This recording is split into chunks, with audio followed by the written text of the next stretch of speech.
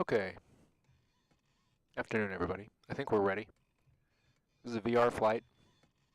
We're going to fly the next leg of the Utah Alphabet Challenge from Mineral Bottom, where we flew in VR yesterday, here at the inside the canyon for the Green River, which is a dirt strip. We'll see how the SR22 in Microsoft Flight Simulator handles this strip. If Cessnas can do it, if like Cessna, what are they, 210s, 230s, whatever, can do it, the SR22 should be able to do it. We're not going to fly direct to Nephi, which is our destination. I'm sorry, not Nephi. Yeah, actually, we're supposed to go, where did I put us? UT14? No, that's not our destination. Incorrect.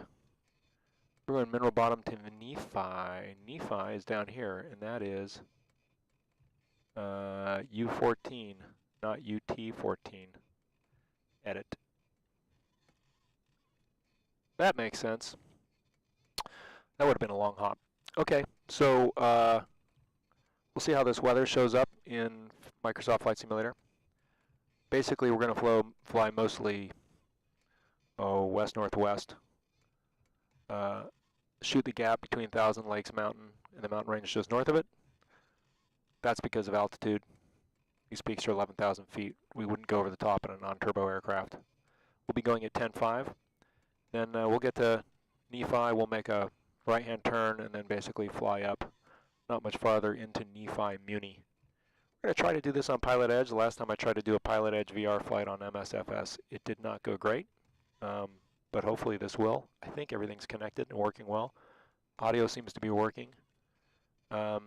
I don't do this very often, so we'll just see how it goes. The big question is, can we get off of this runway? And if that doesn't happen, then this will be a comedy, and we'll end soon. So let's switch over to the VR view. Testing a couple different things this time. One is I've added a filter to OBS, which is the streaming software, which should smooth out the and stabilize the video quite a bit. Make it a bit smoother for you guys watching, folks watching, so it's not quite as jittery, and a bit smoother with the head motion and the rest. So I'm interested to see how that works. And also, we're not using SteamVR this time. We're just using Virtual Desktop with its VDXR open runtime. So we'll see how that goes. And I'm going to keep ForeFlight open so we can toggle it over to it during the flight a couple times if we need to and see how we're doing. Excuse me, I got some schmilkus in the Gazekna Gazoinked. And hopefully everything goes as we would hope. I've got contact lenses in, which makes it a little hard for me to see some of the stuff on my phone. Normally I'd be doing some ForeFlight action on my phone and also watching the stream. But I tell you, I'm not quite blind as a bat, short-sighted, far-sighted, whichever it was, up close with these contacts in, but it's close. And I'm just too stubborn and proud to do the whole increase the size of everything so you can see a better thing. So we're going to see how we're doing here. I'm trying to see the video here. It looks like we're streaming, but it won't show it to me. Let's see here.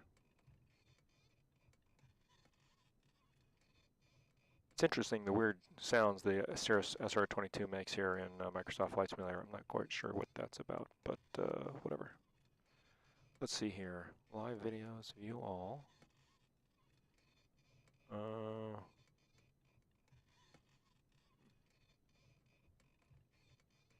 We are streaming this thing, right? I believe we are.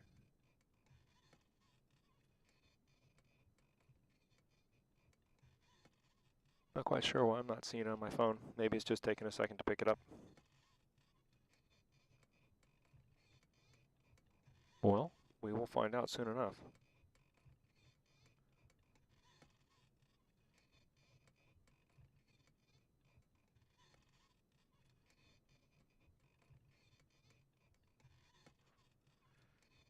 Here, let's look in the browser online. Okay, Robert, you can see my stream, right? Are we streaming? Can you see it? Robert, if you can see, and you can tell me that you can see, that would be very helpful. I'm going to try adding another tab here. I've got a window pulled into VR that I can see. So I can see the chat, and I can see other stuff that's happening. And so I should be able to see, yeah, there it is. Looks like it's right there. Yeah. Okay, so stream's going. That's good. And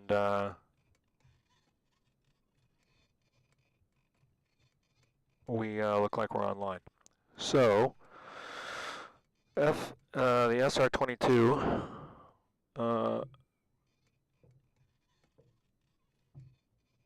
controls work pretty good. Sometimes I find I need to calibrate this yoke or it will lose some of its buttonology. I'm going to do that really quickly here. And I would hate to be halfway into the flight and then have the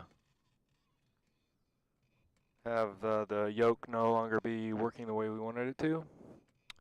So it doesn't take just a minute for me to, I should have done it before the stream started, but basically you go to settings and you go calibrate, and it runs a little wizard in Windows, and you move the yoke around, and it seems to keep me from losing the buttons, because sometimes the buttons will just stop working.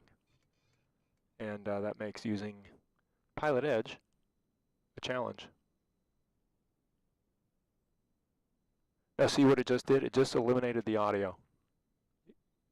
You guys, I no longer hear the desktop audio because I made a change to the